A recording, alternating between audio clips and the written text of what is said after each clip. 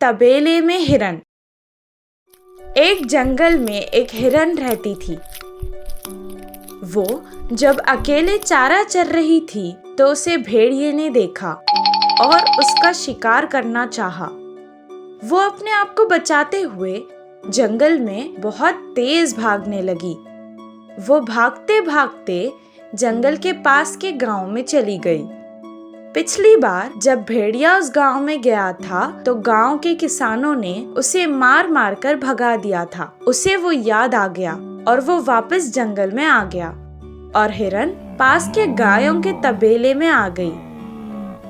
उसे देखकर एक गाय ने उससे कहा, अपनी जान बचाने तुम यहाँ आ तो गई हो, पर यहाँ ज्यादा देर तक नहीं रह सकती, तुरंत चले जाओ वापस। हिरन ने जवाब दिया, दोस्त, मैं अपनी जान बचाने यहाँ आई थी। जैसे ही सब ठीक हो जाएगा मैं वापस चली जाऊंगी। बस कुछ समय यहाँ रहने दो। हिरन की ये बात सुनकर गाय ने उसकी बात मान ली। कुछ देर बाद काम वाले वहाँ आए और गायों को चारा पानी डालकर चले गए, पर उन लोगों ने वहाँ उसे नहीं देखा।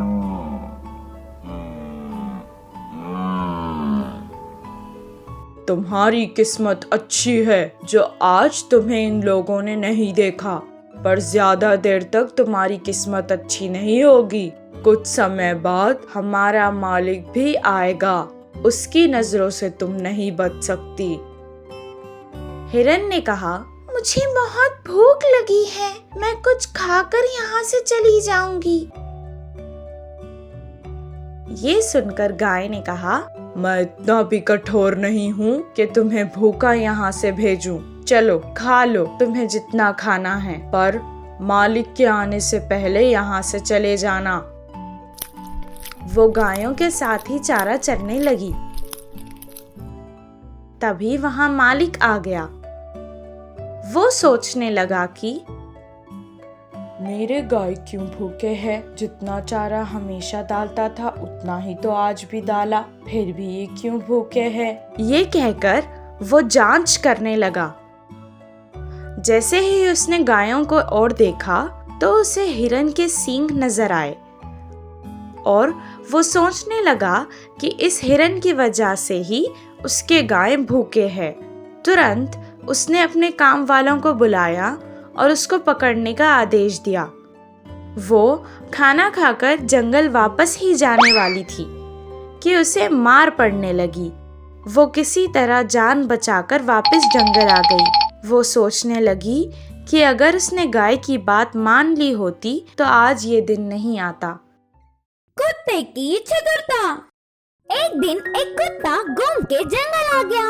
वह बहुत चतुर था, फिर भी वो जगह नहीं होने के कारण किस क्षण में कहां से खतरा आ जाए करके भयभीत हो रहा था। उसकी संदेह के आधार पर एक बड़ा शेर उसकी तरफ आ रहा था।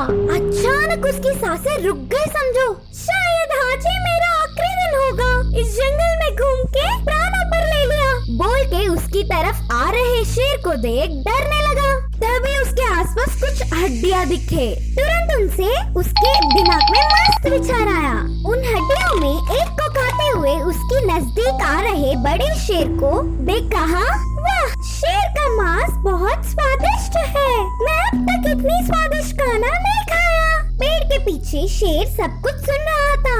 कुत्ता फिर से कहा कि लेकिन क्या करूं? मेरा भूख तो आधा ही मिटा और एक शेर यहाँ से गुजरेगा तो उसे भी मार के मेरा पूरा पेट भर लूंगा। कुत्ते की बातें सुनकर बड़ा शेर सोच में पड़ गया। ये कुत्ता आम नहीं, शेर का शिकार करके खा गया। अभी भी यहाँ पे रुका तो मेरे प्राणों को खतरा है बोल के भयभीत होकर भागते हुए बड़े शेर को देख कुत्ता सांस लेके आराम से हंस पड़ा। फिर पेड़ पे बैठकर एक बंदर सब कुछ देख के उसने यह सोचा कि महाराज शेर को मेरे मित्र बनाने के लिए अब जीवन में आगे बड़े बड़े जानवरों से बचने के लिए यह अच्छा अवसर है। मैं अभी ये बात तुरंत उनको बताकर प्रशंसा लूंगी। उसने यह सोचते हुए शेर के पास गया। बंदर ने कुत्ते की धोखा देने वाली बात उसे पूरी तरह बता दिया। यह सुन के बड़ा शेर गुस्से से गरजा, मेरे साथ ही खेल क्या, अभी उसकी खबर लेता हूँ, चलो। बोल के शेर और बंदर कुत्ते के पास जा रहे थे। बंदर और शेर को कुत्ता देख बड़ा खतरा ही होगा, उसकी होशियारी से एक तरकीब सोची और कहा, हे यार बंदर, बड़े शेर को राने के लिए बोलकर एक गंदा हो गया, तुम्हारी बातों में उलझाकर इसे मनवाने के लिए देर हुआ होगा। ठीक है, जल्दी से उसे यहाँ भेज दो, मुझे बहुत भूख लग रहा है। यह सब सुन के शेर कांपने लगा। बंदर ने उसके साथ विश्वासघात की सोचकर उस पर पंजा लड़ाकर पीछे न देखते हुए भाग निकला। देखा ना मित्रों, हमारे आसपास ऐसे बंदर बहुत होते हैं, उन्हें पहचान कर सतर्क रहिए। और एक बात है कि चतुरता से बड़ा शस्त्र और कुछ नहीं। प्यारा भूत। नागपुर नामक एक गांव में शिवा नामक एक छोटा बच्चा रहा करता था। माँ के बीमार होने के बाद घर की सारी जिम्मेदारी शिवा पर ही आ गई। सब लोग गाड़ी पर शहर जाते थे, पर शिवा के पास पैसे ना होने के कारण वो गांव से शहर के रास्ते में जो जंगल आता था, उस रास्ते से पैदल ही जाया करता था। जंगल में उसे एक कुआं दिखाई दिया। वो अपनी प्यास बुझाने कुएं के पास गया। अचानक कुएं से आवाज निकलते हुए एक भूत बाहर आया। उसे देखकर शिवा बहुत डर गया। तब भूत कहने लगा, ये मेरा घर है, इस कुएं में पानी नहीं, मैं रहता हूँ। ये जानकर कोई यहाँ पर आता जाता नहीं, लेकिन तुम यहाँ पे आ गए। मुझे माफ कर दो, मुझे पता नहीं था कि ये आपका कुआं है।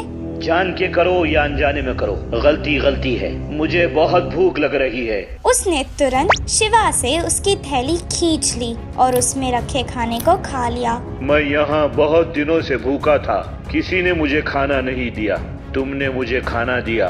खाना बहुत अच्छा था। अगर तुम रोज इसी तरह से मुझे लाकर ये खाना दोगे तो मैं तुम्हारी जान बख्श दूंगा, नहीं तो तुम्हें मैं अभी खत्म कर दूंगा। भूत की बातें सुनकर शिवा की जान में जान आ गई।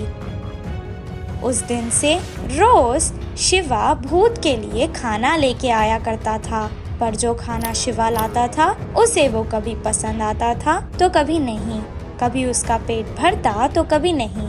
एक दिन उस भूत को ढूंढते हुए वहाँ एक पंडित आता है। आब्राकडाब्रा, हे लड़की, तुम इस जंगल को बहुत अच्छी तरह से जानते लगते हो। मैं तांत्रिक बनने के लिए बहुत ही बड़ा यज्ञ कर रहा हूँ। तुमने कहीं भूत को देखा है? भूत? मैंने तो कभी कोई भूत ही नहीं देखा। मुझे तो भूत के नाम से भी डर लगता है। नहीं रे बाबा। शिवा की बातें सुनकर पंडित आगे बढ़ गया। पंडित वहाँ से चला गया है। भूत भी बाहर आ गया। अगर तुम चाहते तो मुझे पकड़ा देते, तुमने ऐसा क्यों नहीं किया? तुमने तो मुझे कोई नुकसान ही नहीं पहुँचाया ना।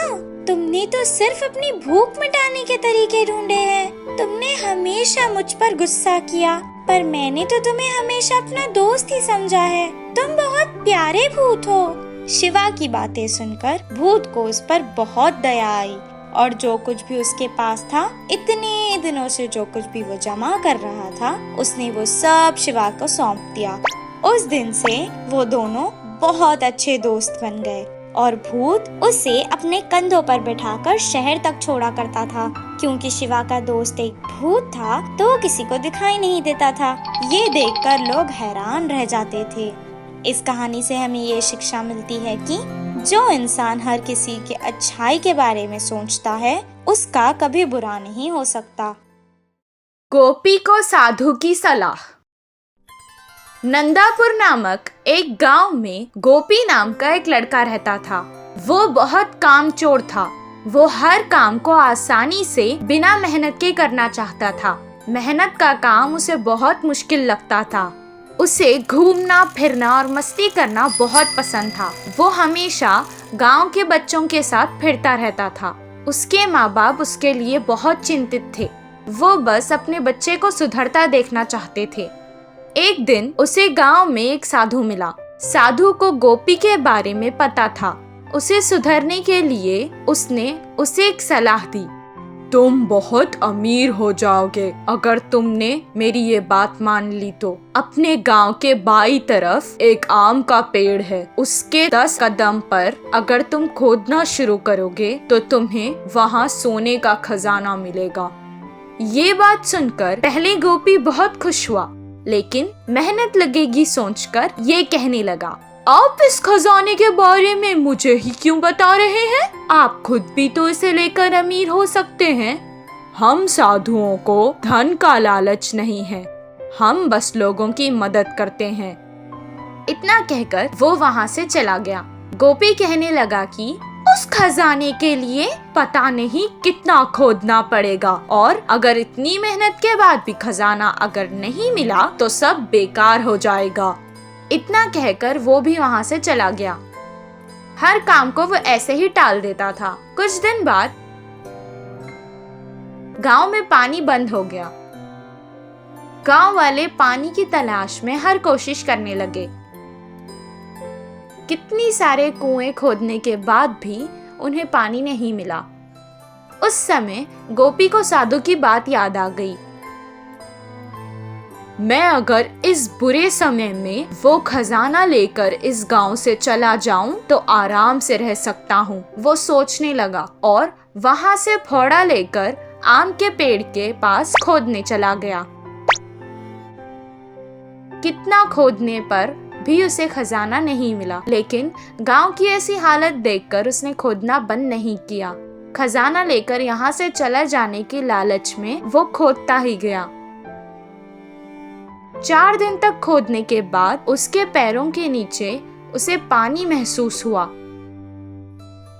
कुछ देर बाद उस घड़े में पानी भरने लगा। वो तुरंत उस घड़े से बाहर निकल गया। पानी कुएं की तरह उस घड़े में भर गया। इस बात का पता गांव में लगते ही सारे गांव वाले आकर उस कुएं को देखने लगे। गांव वालों की जान बचाने के लिए सबने उसे कुछ ना कुछ उपहार भी दिया। मेहनत के बाद शाबाशी के साथ साथ उसे इनाम में मिला, जिससे वो बहुत खुश हुआ और इस दिन से वो मेहनत के काम करने लगा। गोपी के कुएं से उस गांव की परेशानी भी खत्म हो गई और सब खुशी खुशी रहने लगे।